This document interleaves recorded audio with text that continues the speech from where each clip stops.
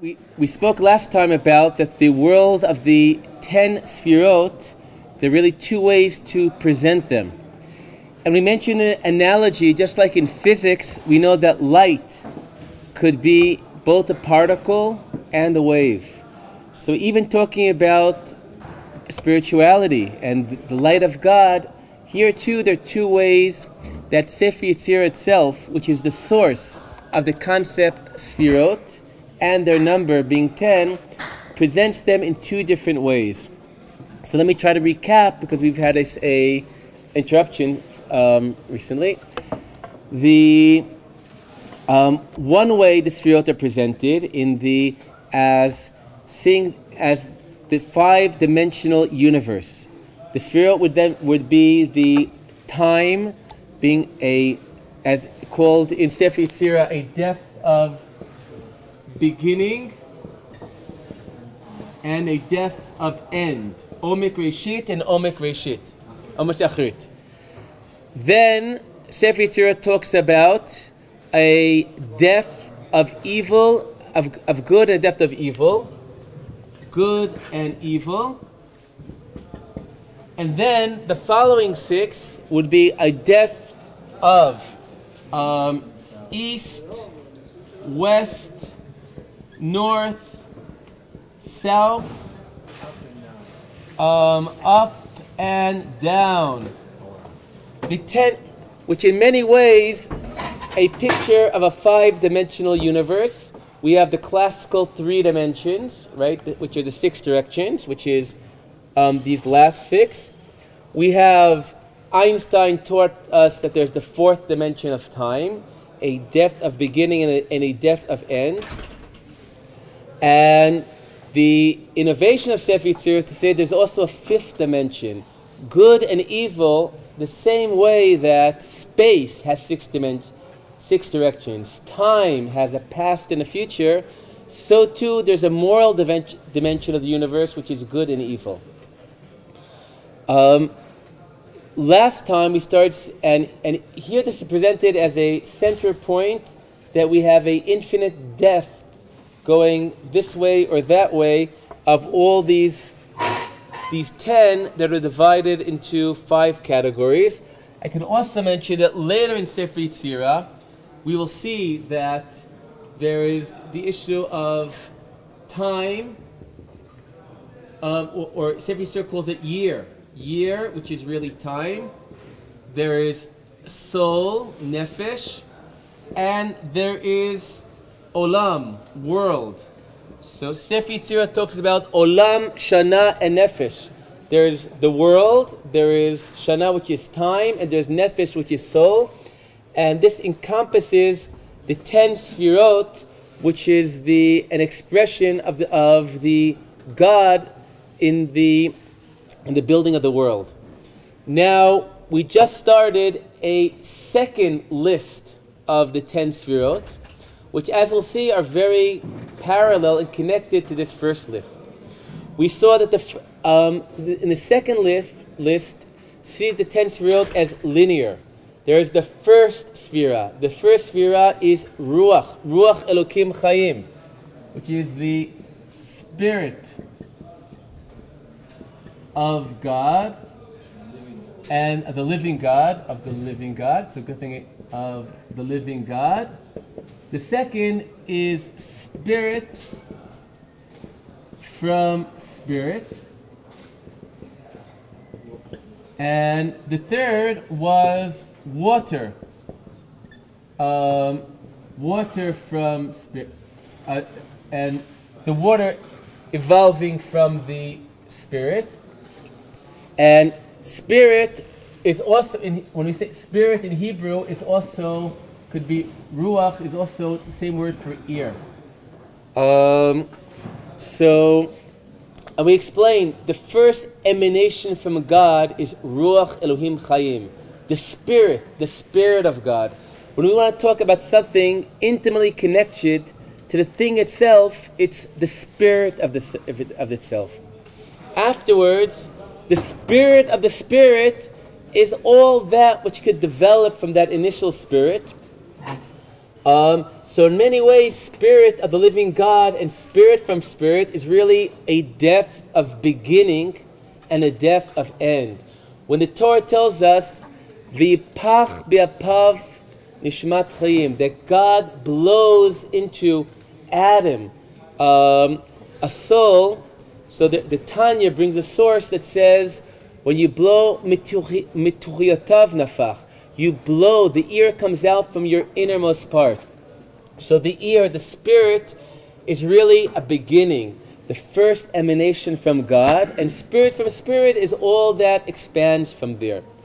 Now, in these discussions, we saw as being the starting point of the second major topic in Sefer Yetzira, which is language.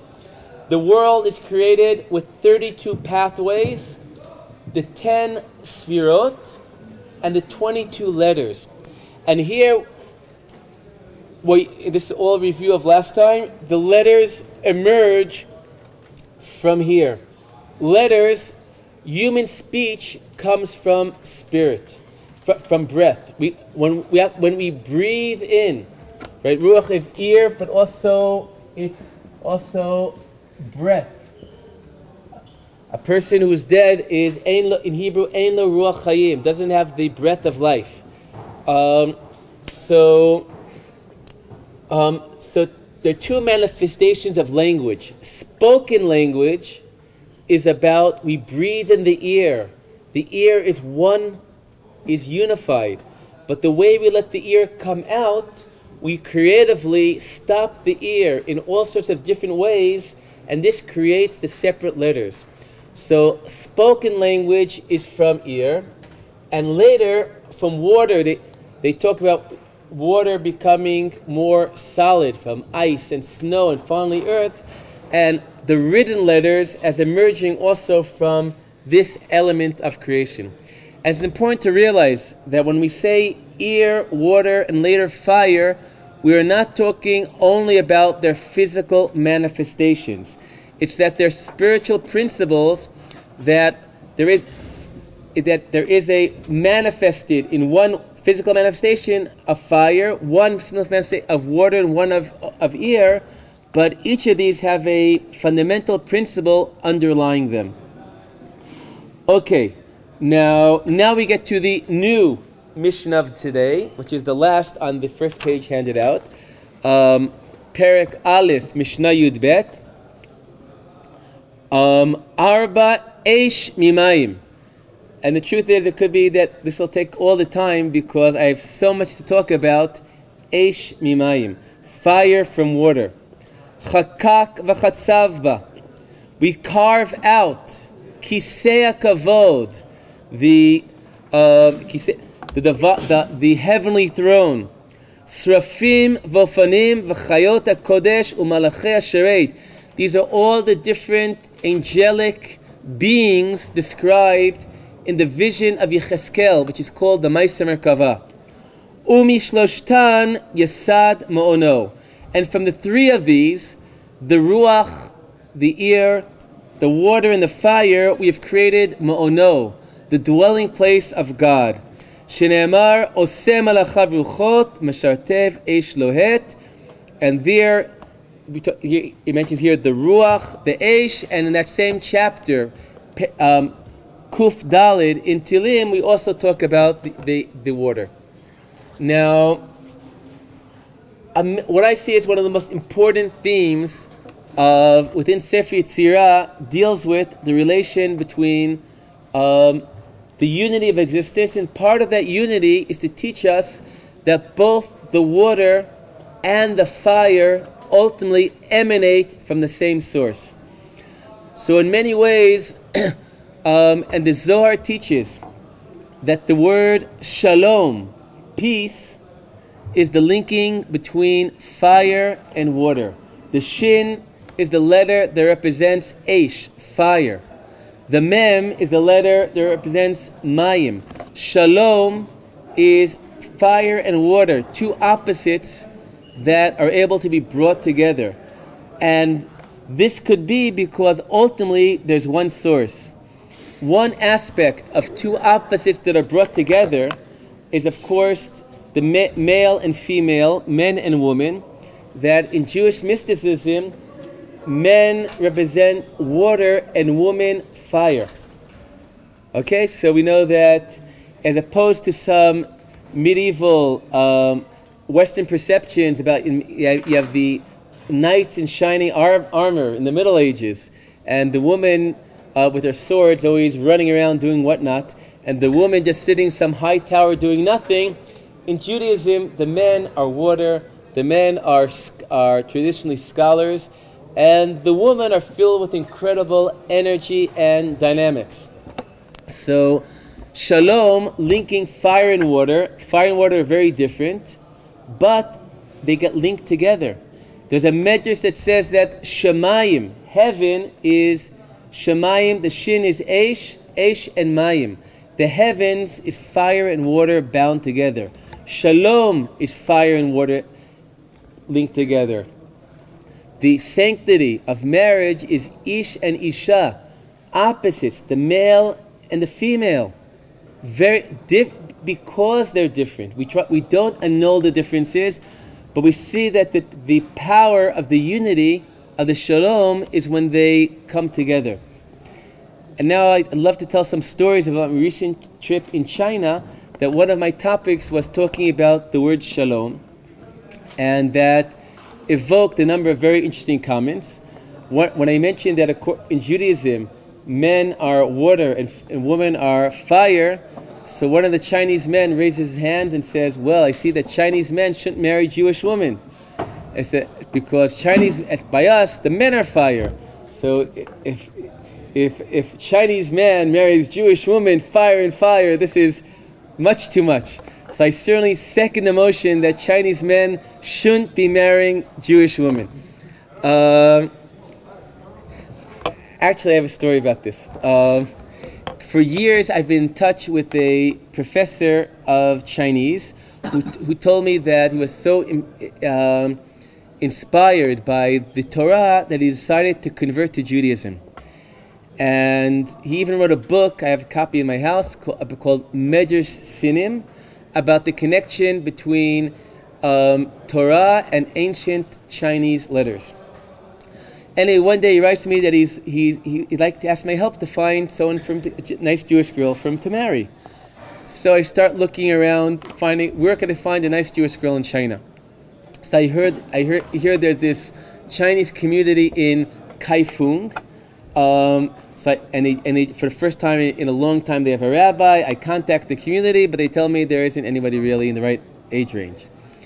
But then I realized that this person who's a very holy person, who loves Torah and Judaism, but halachically, since his gerut wasn't in a bezdin, he hasn't fully done a process of conversion, and there aren't that many Jewish girls in China, but there are a lot of Chinese girls in China.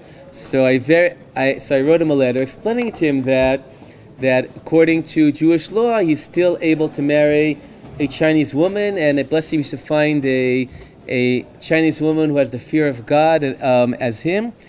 Anyway, one of the exciting things for me to come to China was that he said that he would come to one of my lectures in Beijing.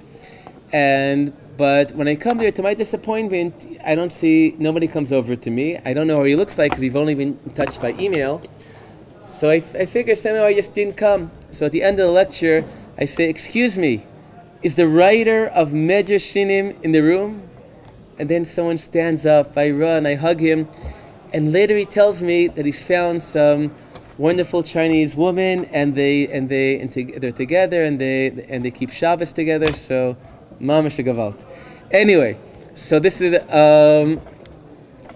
now. But getting back to the fire and water, by some remarkable coincidence, of course, there are no coincidences. The gift that the people who invited me to come to speak in China was 2 teacups, that one painted red and one painted blue. And the title on the cups was Shevet Achim, brothers sitting together. That red is the color of China. The Chinese flag is red. And blue, of course, is the color of Israel. So it's the blue and the red being the brothership of blue and red, China and Israel. Now, but I thought of it, if red is really a symbol of fire and blue of water, fire is like technology, running ahead, doing. Blue is something much more harmony, spiritual. Sometimes I know Israel is very proud of all the high tech and whatnot. When I was in China and seeing how they're running ahead and all they're doing, trains that go 350 kilometers an hour. What they really need from Israel is not more fire. It's true. What they really need is the water. What they need is the blue, the being. So the blue, the red and the blue, we all come from that same source. All come from spirit. All come from Elohim Chayim. But what we need, and we have to reclaim our oneness by reconnecting. But at least between China and Israel, I think Israel's role is the spirit, the blue, the water, the being of water, and China will have the doing, and between the two of us, we're a quarter of the world's population. And vice versa. Chinese and Jews together, we're a quarter of the world. No, but vice versa also. Like China, has to speed up Israelis to Start working. You know, the assistant council of Israel in China told me that a Chinese company built in Haifa those beautiful tunnels that they have that allow you to go through Haifa much more quickly. When they signed the contract, they said they want a special bonus for every month they finish early. But the Israelis laughed at them, like, who in Israel ever finishes a project early? You know, the question is how much you penalize somebody for finishing late. But they finished half a year early and got a ton of money out of it. So we've spoken about the water and about the fire. Now, but in this Mishnah, it also talks about from the fire, these different angelic beings that are in the vision of Yecheskel appear. Now we've already met some of these beings in Yecheskel. Earlier in this chapter, we saw that contemplating the world of the 10 Sfirot was seen as parallel to Yecheskel contemplating his vision.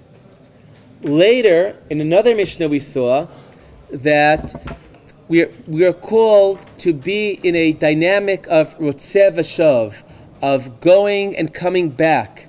That dynamic is how we are supposed to encounter God, and the same dynamic that those angelic beings themselves are always rotzeh v'shav, going back and forth in that vision of Yecheskel, which teaches us that we, humanity, looking at the story of what's called Maseh Merkava. The vision of Yecheskel is a vision of the Sfirot. We contemplate the Sfirot, but in many ways we are the Sfirot in ourselves. We are Tselem Elohim. We are in the image of God. We are, and we encompass within us the 10 Sfirot. In fact, in the later Kabbalah, there's also a stress about the connection between the different limbs of the parts of the human body and of the 10 Sfirot. So that is the fourth, and which is from the water we get the fire. Okay? So, in realizing Judaism is about shalom, about incorporating fire and water to get something very big and very whole, and that's what makes Judaism more complex than some other systems. I remember after my book, Awakening to a New Day, that deals a lot with Judaism's place between Eastern and Western spirituality. I was interviewed, and someone interviewed me, Tomer Persico. He said, look, Buddhism, it's so much simpler than Judaism. So why is Judaism so complicated? And I told him, I said, look, in Judaism, we're really trying to incorporate different aspects of existence. We're trying to encompass the fire and the water, the doing and the being. We're trying to achieve shalom, and that makes it much more complex than systems that are focusing on one aspect of life. For example, Buddhism focuses very much on the side of being, on being to free ourselves from the illusion of existence, of Maya, living the present, which are very important values, but not focusing on those aspects of doing, of changing the world, working in the world. Okay, so we need China and Israel doing and being, red and blue, shalom. Okay, now we could go on to the second page. Ask a question about that? Sure, of course. This representation of the fire and the water, does that mean that steam or smoke represents the completion and the unification of the two? And that there's a Gemara in Brachos that said if somebody dreams of a kettle, of a boiling kettle, this is a sign of peace. Because a boiling kettle, it's a little bit different than the steam, but that has that connection. You have the fire and you have the water inside of the kettle, and somehow they're interacting in a positive way, and that's what shalom. The fire and water, they don't cancel each other out, but somehow they combine and create something. And would that somehow tie into the smoke on Har Sinai and the sukkah? Wow. Okay. Wow. Okay. So we have to find the Ashan. So we have to find some water in the desert at Sinai, and then we have it made. Even I mentioned to them that Rav Menachem Fruman always says what is shalom? Shalom is clapping your hands, because we have our left side, we have our right side. The left and the right, they're always against each other. But if we start clapping our hands, we link the left and the right. Now, there was a girl who had this incredible insight, young Chinese woman, at the end of one of my lectures. I ended one lecture by telling over what Rav Dov Zinger says, that 2 Jews is 3 opinions, 1 heart, and then we started clapping our hands to show shalom by linking left and right. So now so this Chinese woman gets up and says, "Do you know why it's 2 Jews, 3 opinions, and not 2 Jews, 2 opinions?" So he says, at the beginning it's 2 Jews, 2 opinions. But if you have 1 heart and you come together, then in the meeting between the 2 opinions, something new is created. And that's the 3rd opinion. And that's what happens when we clap our hands. We take the left, we take the right, and something new, and we have some great sound coming out. Okay? Rafi. Yeah. Like you said, the Buddhism focuses more on like the being, whereas Judaism is kind of like a being and doing. Being and doing. But a lot of times it seems like it's mainly doing, or the being is inferior to the doing. So the question is, what is the being, and is the being inferior to the doing? Wow, that's a really big question. So you can read my book, Awakening to a New Day, which deals all about that tension between these 6 days of doing, 1 day of Shabbat, but how to find being within the doing and doing inside the being. So we're working on this, okay? Okay, let's go on to the next Mishnah, number 13. Okay, so I think we don't have enough copies, so we'll have to look on with each other. Okay, birer shalosh otiyot min apshutot. Now, God chooses 3 letters from a category of letters that we'll talk about later, called the letters which are pshutot. And as we'll see, these will be the letters of Yud, the Hey, and then the Vav. And these letters, as we see, it'll be said more fully, each of them are an expression of the 3 primeval elements, the fire, the water, and the spirit. We'll see this later, but Yud will be representative of the symbol of development of the letter Mem of Mayim, the Hey of the principle of fire, and the Vav of spirit between them. But being as a May between these 3 letters, it says it right, Besod, Shalosh, Imaot, Emesh. These 3 letters, there's a secret between them. The name of God, we know the name of God is the Yud, the Hey, Vav, and then again Hey. I'm not going to write it because afterwards you can't erase it. But Sefer Yetzira tells us that there is a mystery underlying these letters. These three letters that together form the name of God are expressions of these three primeval elements that together really create the dwelling place of God. We said before, Shamayim is Eish V'mayim.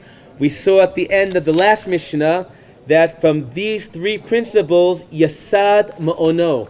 Yasad Ma'ono, God established His dwelling place. In fact, it's interesting, the word Yasad, to establish, and Sod, which means mystery, are very similar to each other. So we showed it because the mystery is really the foundation.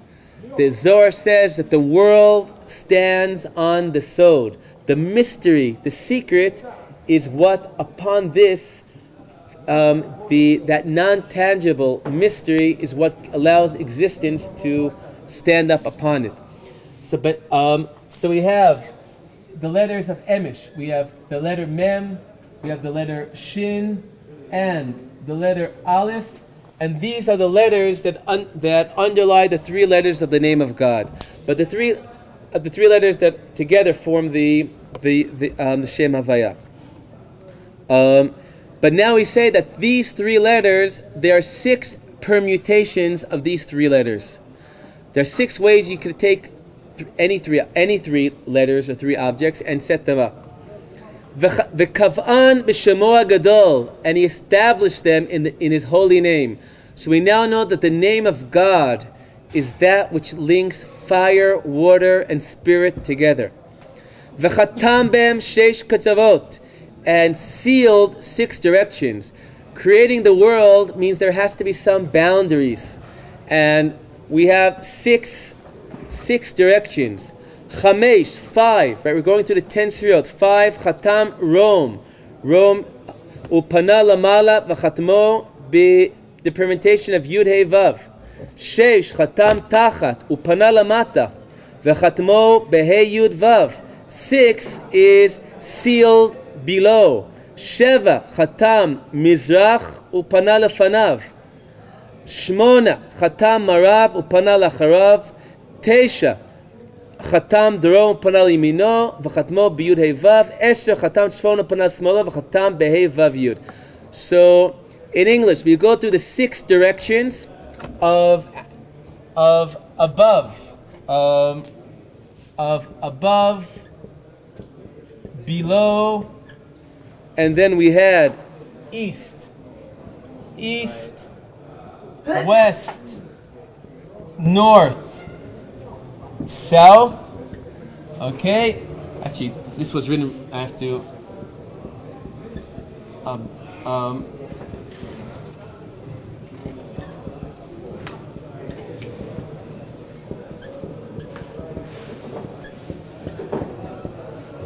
so by this we finished the 10 sfirot, and of course, so 10 sfirot, again, it's the 3 primeval principles: the spirit, the water, and the fire. And then we have 6 dimensions, 6 directions, being the 3 dimensions emanating from that. And of course we see that it's really the same list. The 6 directions are exactly the same, and we see spirit of living God is beginning. Spirit that comes out of spirit is the depth of end. And that would leave us good and evil as being water and fire, where of course, as we'll see, evil, Ra, is not evil in the way that we think of evil. Evil is not something demonic. Good and evil, they become 2 sides of reality that have to be balanced, but this again will be something we'll talk about a lot later. But here we have the structure of the 10 sfirot, which are very much the universe, which has those balancing forces inside of us. Another very important point in this Mishnah is, where is God within this reality? In this Mishnah, we have the emanations from God, but where is God in this picture? in this Mishnah, Mishnah 13, we get an answer to this question. We say that there seemingly is a being inside the center point between these directions, because it says that we seal above and we turn above. We seal below and we face down. We seal east and then we face forward. We seal west and then we face behind. We seal south and we face to the right. We seal north and we face to the left. In other words, we have the face of God is seemingly facing towards the east with the back to the west. Left is north and south is and right is south.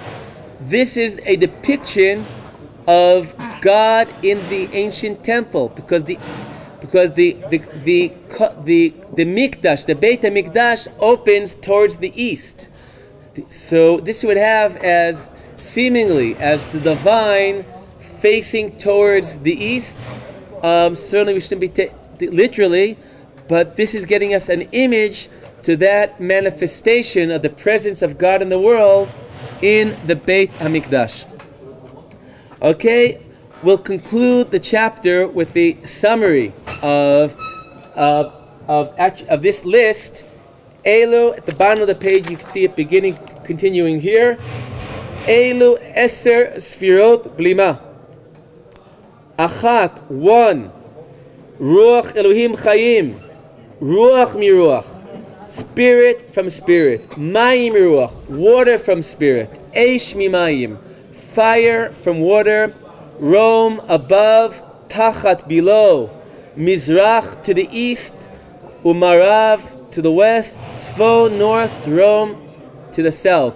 So these are the 10 Sfirot. Sfirot is also connected, as we said, to numbers. In Hebrew, number is mispar. The Sfirot give multiplicity to reality, that the original state was total unity.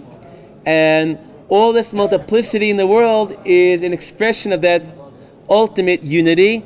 And that's why ultimately the fire, the water, the spirit, the left and the right, they are all connected and all are one.